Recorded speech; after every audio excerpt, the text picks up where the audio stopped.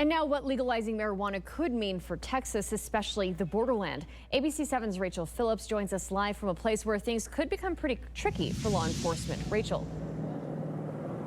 That's right, Steph and Eric. The police chief here in Anthony told us that the state line actually crosses through some people's living rooms. I couldn't even imagine being that close to the state line, but for some people, that is the case. And the chief said it can be quite confusing to people as to where New Mexico ends and Texas begins. But that confusion will not stop his department from enforcing the law.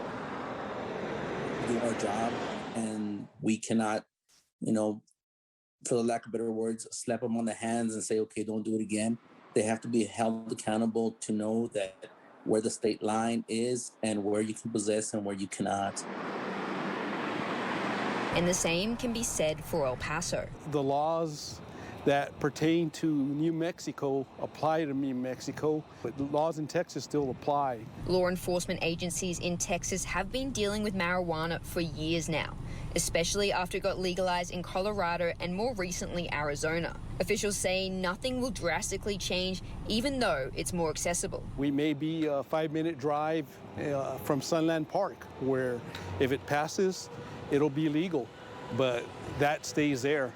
Anybody bringing marijuana back across into Texas will, and found to be in possession of it will be arrested. But with the potential of it being just a few steps away, how will people be deterred from bringing marijuana from New Mexico into Texas? I anticipate that our arrests are gonna double, most possibly, and I think that's what is going to curb people from doing it. I'm not saying we're going to stop it, because obviously we can't stop all the crime. But what do El Pasoans think about the potential for marijuana to be legalized just next to them? I'm super excited about it. I feel like more places should legalize marijuana, only because it helps so many people with many things. I think it's hard to decide, really. It's very difficult. I mean, like I said, it affects me both ways. I do have a small child, so I wouldn't want him to be exposed.